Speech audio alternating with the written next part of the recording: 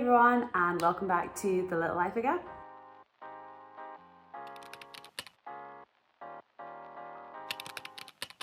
For today's video, we are diving into short books that you can read in a day. Whether that's to get out of a reading slump, that you need a quick win for your TBR, or you just want something powerful, punchy, that's really going to grip you as soon as you read it, this is the video for you. So we've got lots of different genres. We're going to structure it with a quick one-sentence description of the book, then 3 words that describe the plot, how many pages, and anything interesting about the book. Let's get started. So first on the list is classic. A great suggestion for a short classic is Animal Farm by George Orwell. A quick synopsis is: when the animals of Manor Farm are overthrown by their human oppressor, their dream of equality is corrupted by the tyranny under the pig's rule. The 3 words that would probably best describe the plot are revolution, betrayal, and corruption. It's a great read. It's very quick. It is very political, but in a great way, used through animals. It is 144 pages. I would wholly recommend. There are some lovely covers you can get out there. They collect the cloth bounds, and the cloth bound is gorgeous. Animal Farm's a great start if you want to start reading George Orwell. As you may or may not know,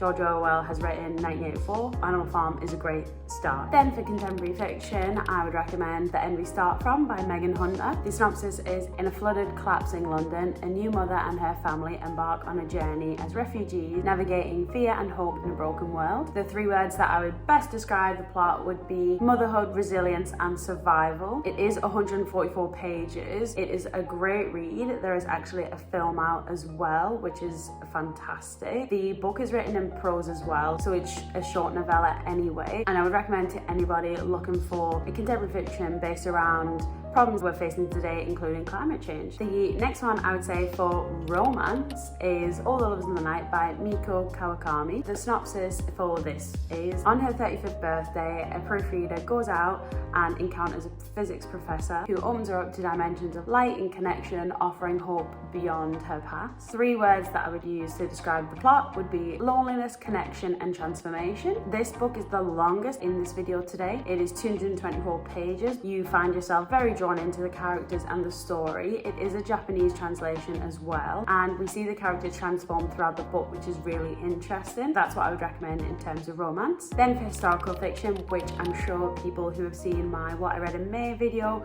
will know, I read Small Things Like These by Claire Keegan. This, interestingly, is classed as historical fiction because it is based in Ireland in 1985. The plot, as a reminder: in 1985 Ireland, coal merchant Bill navigates a busy Christmas whilst also confronting the oppressive silence of a church-controlled community. 3 words I would use to describe this are hope, courage, and silence.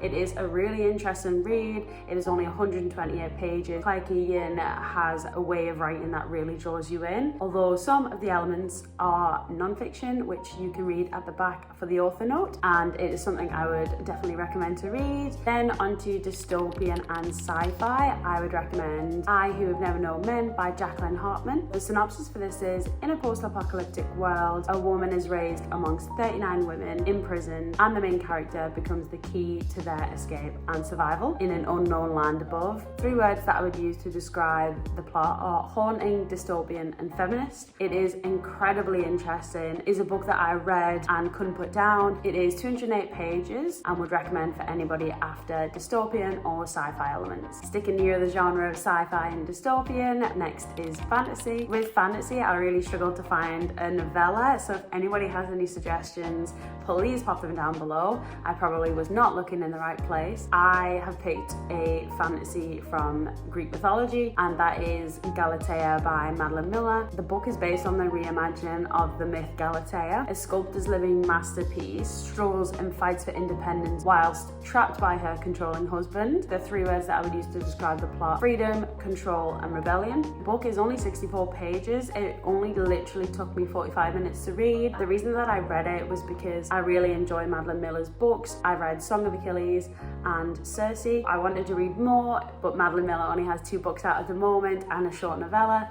so I thought I would read it and see what it was like. I hadn't previously heard of the myth of Galatea. Going into it, I wasn't aware of what the story would be about, but I did find it really interesting. I'm really getting into Greek mythology at the minute. For a brilliant piece of translation, although we have talked about All the Lovers in the Night, which is a Japanese translation. Also a great novella that is a translation is Winter in Stockholm by Eliza Shua-Dozupan. The author is Franco-Korean. Book was originally translated from French. A young woman in a quiet Korean town grows close to a French artist who comes to visit, which helps her confront her own identity. The bond reveals the tension between intimacy and distance. 3 words that I would use to describe the plot: longing, melancholic, and intimate. I really enjoyed this. It is a debut novel. I love the cover as well. The cover is absolutely beautiful and intriguing. It is 128 pages and would very much recommend for those looking for a book with a little bit of tension and intimacy. And for horror, the genre alongside crime, which I don't read that much. Back in the winter months in October, November, I read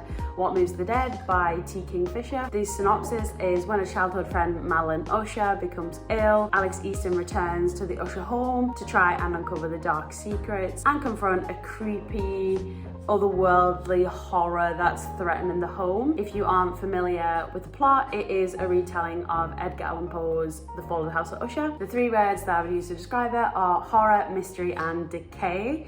Although that sounds very strange, if you read it, using the word decay will make much more sense. It is 192 pages, something very gothic-y, very horror, very creepy. If you're looking for something like that, then this is right up your street. So thanks for joining me today on what short books you can read in a day. Please comment below any books you would suggest, any novellas, anything 200 pages or less that I might have missed that would be really interesting to read. Let me know if you decide to read any of those books and what you think, and I'll see you next time. Bye!